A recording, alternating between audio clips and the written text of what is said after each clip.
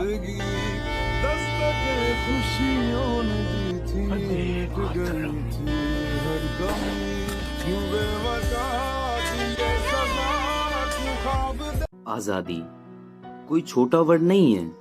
ये मिट्टी सिर्फ मिट्टी नहीं है, ये उन वीरों के खून से रंगी है जिन्होंने अपनी जान दी ताकि हम आजाद सांस ले सकें। आज हम खुले हवा में हैं, लेकिन कभी ये हवा बेड़ियों से जकड़ी हुई थी।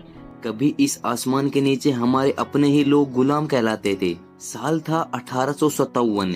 एक जवान मंगल पांडे, जिसने पहली बार अंग्रेजों की नींद उड़ाई। मंगल पांडे सर, सिपाही कंपनी नंबर 5, 34वीं रेजिमेंट। सर सुना है नई राइफल आई है, नए कारतूस के साथ, जिसे लोड करने से पहले दांत से काटना पड़ता है। सर कारतूस पे जो ग्रीस लगा है वो गाय और सुअर की चर्बी से बना है। मैं आपको यकीन दिलाता हूँ कि इस कारतूस पर गाय और सुअर की चर्बी नहीं है। और एक रानी लक्ष्मीबाई, जिसने आखिरी सांस तक तलवार नहीं छोड़ी। जब तक मेरे शरीर में रक्त है, जब तक मेरे हृदय में धड़कन है, जब तक मेरे श्वास में प्राण है, मैं पूर्ण निष्ठा से झांसी की सेवा करूंगी। नहीं झुकने दूंगी झांसी का स्वाभिमान, नहीं झुकने दूंगी मातृभूमि का मस्तक। उनके लहू की खुशबू आज भी इस धरती में बसी है। समय बीता लेकिन जंजीरें नहीं टूटी। कांग्रेस बनी, कुछ ने शांति से लड़ना चाहा तो कुछ ने आग बनकर। बाल गंगाधर तिलक गरजे, स्वराज्य हमारा जन्मसिद्ध हक है। पूरे देश में एक तूफान उठ गया। आए वो नौजवान भगत सिंह, राजगुरु, सुखदेव, जिन्होंने हंसते हंसते फांसी के फंदे को चूमा। चंद्रशेखर आजाद, जिसने कसम खाई मैं अंग्रेजों के हाथ कभी जिंदा नहीं आऊंगा, और इलाहाबाद के पार्क में अपनी आखिरी गोली खुद को मार दी। हर गमी, क्यों बेवजह दिए सजा। खुदीराम बोस सिर्फ 18 साल का था, लेकिन दिल में बवंडर। मुस्कुराते हुए फांसी पर झूल गया। होंठों पर मुस्कुराहट लिए आगे बढ़ते हुए खुदीराम को देखकर वहां मौजूद अंग्रेज अफसर भी हैरान परेशान थे। खुदीराम जब फांसी के फंदे के बिल्कुल करीब पहुंचे तो उन्होंने अधिकारियों से भागवत गीता की मांग की। 15 में गांधी जी लौटे। उनके पास लाठी थी लेकिन ताकत थी सच की। उन्होंने कहा करो या मरो, और पूरा देश खड़ा हो गया। न गोली न तलवार, लेकिन उनकी एक आवाज ने साम्राज्य हिला दिया। और मेरी तो तमन्ना ये है, मेरी तो आशा ये है, ईश्वर से प्रार्थना ये है कि हिंदुस्तान ऐसा बने कि जिससे सारी दुनिया कहे कि अगर आजाद बनना है तो हिंदुस्तान के जैसे आजाद बने। दूसरी ओर नेताजी सुभाष चंद्र बोस ने आजाद हिंद फौज खड़ी करी और पुकारा, तुम मुझे खून दो, मैं तुम्हें आजादी दूंगा।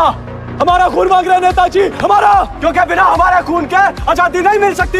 हमें यही आजादी की कीमत चुकानी पड़ेगी। एक दिन हिंदुस्तान हमारी इस कुर्बानी को याद रखेगा। शायद समझ नहीं पाएगा, पर याद जरूर करेगा। उनकी पुकार ने लाखों के दिलों में आग लगा दी। 15 अगस्त 1947 लाल किले पर तिरंगा तो लहराया, लेकिन ये आजादी किसी की दी हुई नहीं थी। ये छीनी गई थी लाखों बलिदानों से। कुछ नाम हमें याद है, लेकिन लाखों ऐसे हैं जिनका नाम इतिहास में नहीं है। उनकी कुर्बानी आज भी हमारी रगों में दौड़ रही है। हिंदुस्तान चुप नहीं बैठेगा। आज जब भी हम खुली हवा में सांस लेते हैं तो याद रखो, ये सिर्फ तिरंगा नहीं, ये हर उस माँ के आंसू है जिसने अपने बेटे को खोया, और उस पिता को गर्व है जिसने अपने बेटे की चिता पर सिर ऊंचा रखा, और हर उस वीर की आखिरी मुस्कान है जो शहादत के साथ अमर हो गए। अंग्रेज अधिकारी ने खुदीराम से उनकी आखिरी इच्छा पूछी तो उसके जवाब को सुनकर वो सन्न रह गया। अगर मुझे फिर इसी तरह जन्म लेने का मौका मिला तो मैं अपनी मातृभूमि के लिए इसी तरह बलिदान देना चाहूंगा। 1947 से 48 पहला इंडो पाक युद्ध हुआ। 22 अक्टूबर 1947 को पाकिस्तान के ट्रिबल्स और फौज ने हमारी जम्मू कश्मीर पर हमला किया। हिंदुस्तान के वीर जवानों ने अपने खून से हर इंच बचाया। इस जंग में 7000 से ज्यादा फौजी शहीद हुए।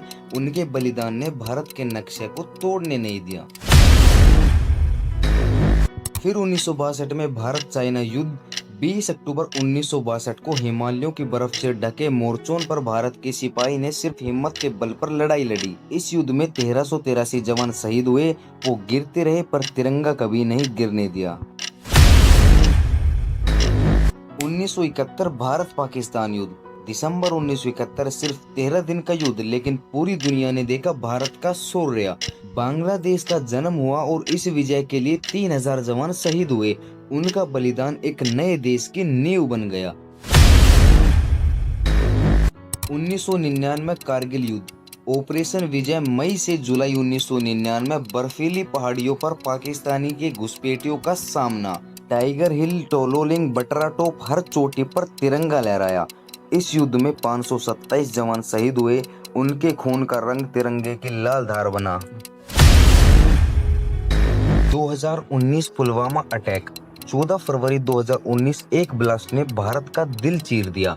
40 वीर जवान शहीद हुए, लेकिन उनके खून का हिसाब बालाकोट एयर स्ट्राइक ने चुकाया। तुम्हें पता है एक फौजी का मतलब क्या होता है? तुम्हें पता है एक सिपाही देश की रक्षा के लिए किस हद तक जा सकता है? हमें यही आजादी की कीमत चुकानी पड़ेगी। एक दिन हिंदुस्तान हमारी इस कुर्बानी को याद रखेगा। शायद समझ नहीं पाएगा, पर याद जरूर करेगा। तुम्हें पता है उसे जवान क्यों कहते हैं? नहीं तो आओ देते हैं इस कहानी को अंजाम एक नए अंदाज में। फौजी का मतलब सिर्फ एक यूनिफॉर्म नहीं होता। ये वो इंसान है जो अपनी जिंदगी से पहले अपनी देश की जिंदगी को रखता है। उसके लिए देश पहले है और अपना परिवार उसके बाद। शौर्य, त्याग, समर्पण, ये 3 शब्द उसकी पहचान है। फिल्मों में फौजी बनना तो मिनट का मोनोटैग होता है। एक गाना, कुछ पुशअप्स, एक फायरिंग सीन और सोल्जर तैयार। पर असल जिंदगी में फौजी बनने का सफर सालों का होता है। जवान का मतलब सिर्फ एक उम्र नहीं है, ये एक सोच है। चाहे 20 साल का हो या 40 साल का, उसका जज्बा हमेशा जवान होता है। हमेशा तैयार, हमेशा सतर्क, हमेशा अपनी मिट्टी के लिए। बॉर्डर पर -40 डिग्री सेल्सियस में बिना सोने के 3 दिन ड्यूटी, दुश्मन के माइनफील्ड में घुसना, सालों तक अपने बच्चों को सिर्फ वीडियो कॉल पर देखना और जब वक्त आए अपने जिंदगी तक देश के लिए दे देना। फौजी किसी दुश्मन से नहीं डरता, क्योंकि उसके लिए मौत का मतलब ही शहादत है। उसका विश्वास अपनी ट्रेनिंग, अपनी टीम और अपने देश पर होता है और वो जानता है अगर मैं नहीं तो कौन। रियल हीरो वही होगा जो अपने लिए नहीं दूसरों के लिए जीता है।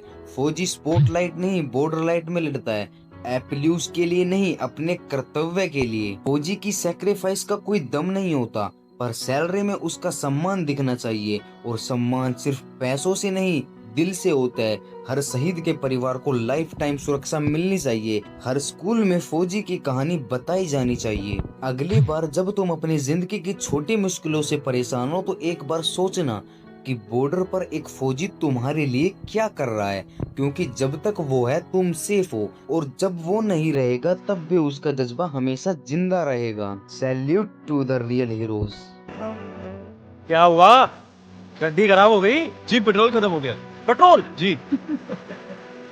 कोई बात नहीं।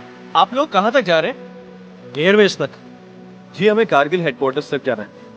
अरे सर, इसकी बात छोड़ो यार, ये बताओ आप पीछे क्या ले जा रहे हो? गन्स, एम्यूनेशन, रॉकेट लॉन्चर्स, बुफोस, विस्फोटक। हाँ, जवान है साहब जी। जवान है। Good morning.